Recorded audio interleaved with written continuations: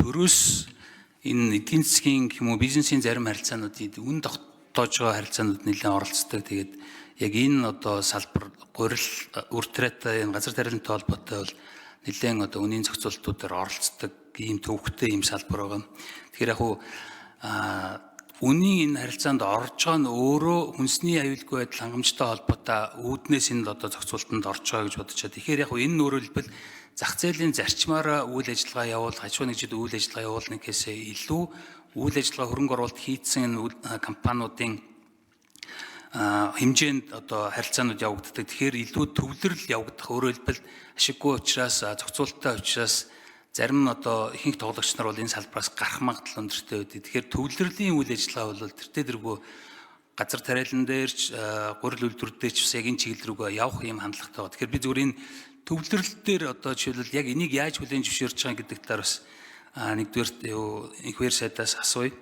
Энэ газар тариалангийн одоо топ 3 одоо хамгийн том 3 тоглогч нь нийт салбарын хэдэн хувийг эзэлж байна. Гурил үйлдвэрлэгчдийн эхний 3 одоо тоглогч нь салбарынхаа хэдэн хувийг одоо бүрдүүлж байна. Тэгээд цаашдаа энэ нэгдэж нийлэх процессууд хэр явах хандлагатай байна. Энэ талаар асууя.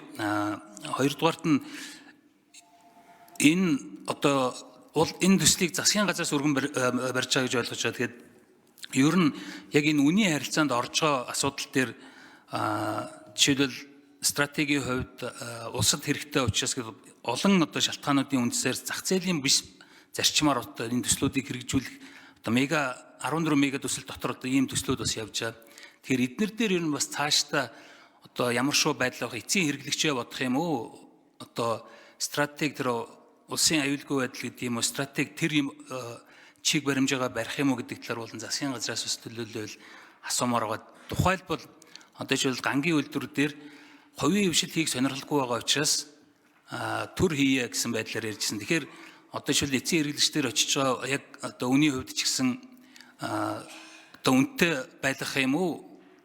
Дотоодын үйлдвэрлэлээ хамгаалж одоо үнэтэй байлгах юм уу? Эсвэл эцсийн хэрэглэгчдийн үнийг бас одоо хамгаалж өрсөлдөөнөө нээх юм уу? Тэгэхээр тэр хөрөнгө оруулалтууд чинь бас утгагүй болно. Тэгэхээр яг энэ зарчим одоо энэ гурил дээр яригдж байгаа асуудал бас энэ 14 мега төсөл дээр бас яригдж байгаа учраас засгийн газраас энэ тал дээр бас хариулт байвал сонсъё гэж бодож байна.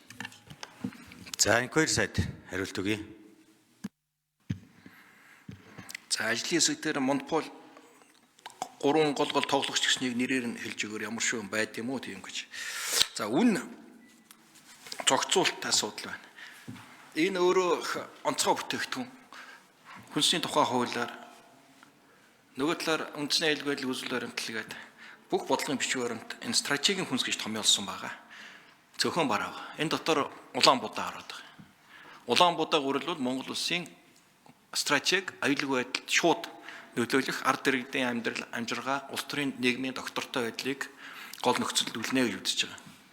Тийм болохоор Монгол улс Улаанбуудаа тариалтыг үе үеийн засгийн газар их хурал дэмжиж доктортой байдлыг хангахын тулд бодлогын арга хэмжээ авч ирсэн.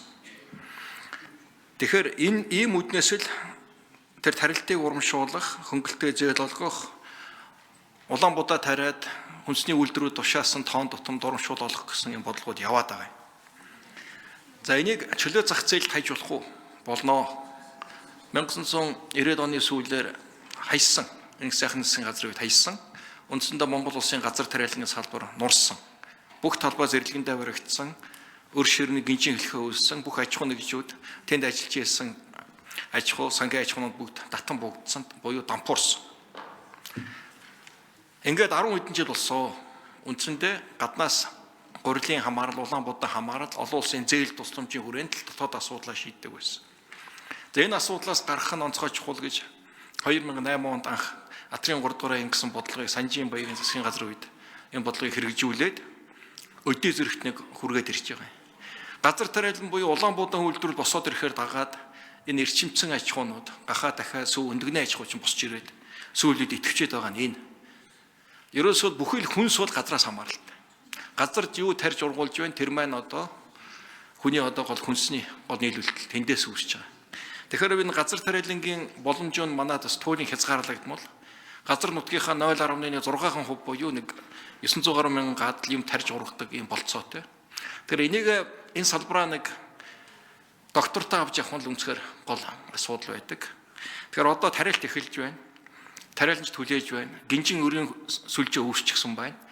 Өнөөдрийн их хурлын шийдвэрээс энэ салбар унах уу босох уу Монголын хөнгөн үйлдвэр хүнсний үйлдвэр өнгөрсөн хугацаанд хэрэгжүүлсэн энэ атрын бодлогууд хүнсний хувьсгал ерөнхийлөгчийн санаачилсан энэ бүх бодлого үр дүн яах вэ гэдэг шийдэгдэнэ. Эхний одоо сөрөг нөлөөлөл бодиттой болоод эхэллээ. Хэрвээ энэ асуудал дэмжигдэхгүй бол энэ жил Улаанбаатарын тариалт эрс сунана. Хавархад бид нар гурлийн дутагдалд орно. Харин эсрэгээрээ бид гадны хамаарал эрс нэмэгдсэн, гадны зах зээлийн нэг хараат байдалд орох ийм байдал үүс. За ажлын хэсгээс хариулт өгье. Ажлын хэсгийн 8 дугаар микрофон.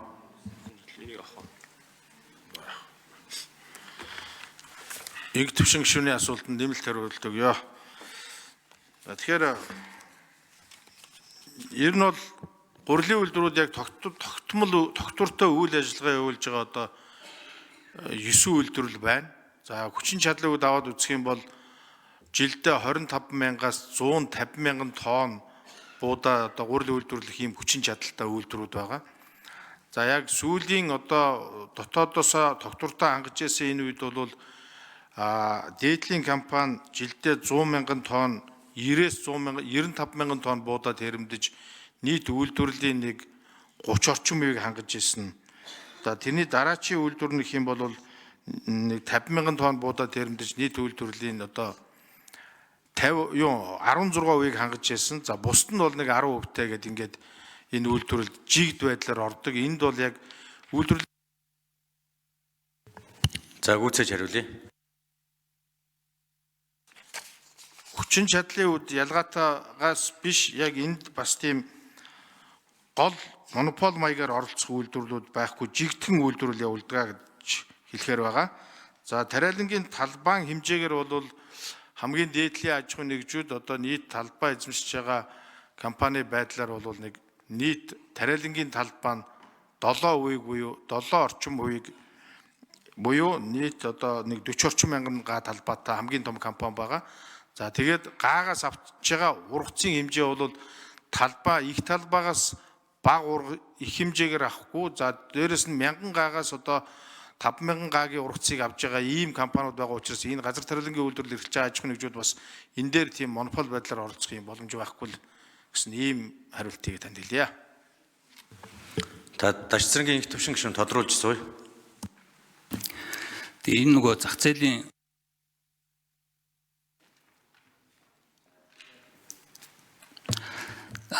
төрийн оролцоо тодорхой хэмжээнд байгаа учраас энэ бүтээмж сайжруулах үүднээс аж ахуйн нэгжүүд нэгдэж нийлэх процессууд явагдах байх гэж бодож байгаа. Өөрөөр хэлбэл бүтээмжээ сайжруулах, тэр хүчин чадлын ашиглалт нь бага байгаагаа сайжруулж иж илүү одоо өрсөлдөх хэмжээний илүү одоо хямдхан бүтээгдэхүүн үйлдвэрлэх юм болцоо боломжууд гарна. Тэр яг энэ мөн чанарынхаа эсрэг бас аж ахуйн нэгжүүд рүүгээ одоо үгсэж जैन тохирж जैन гэдэг байдлаар нэлээд бас одоо дайрч байгаа ийм хандлагууд харагдаж исэн. Тэгэхээр бид нар өөрсдөө одоо цөөхөн тоглогч нар бид нар өөрсдөө хоорондоо хүртэл уулзах чадахгүй айж нуугдаж ингэж явдаг тохирлоо гэхдээ яг бодит байдлаар ийм бол байхгүй харагдаж байгаа. Тэгэхээр энэ чиглэлээр яг энэ аж ахуйн нэгжүүдээ бас дэмжиж тэртээ дөрвөн хөрөнгө оруулалт эзэн аж ахуйн нэгжүүдийн яг энэ одоо мөн чанарт нь илүү нийцсэн байдлаар харьцах нь зүйтэй болов уу гэж бодож байна. Тэгэхээр энэ хуулийн төслийг бол дэмжиж байгаа.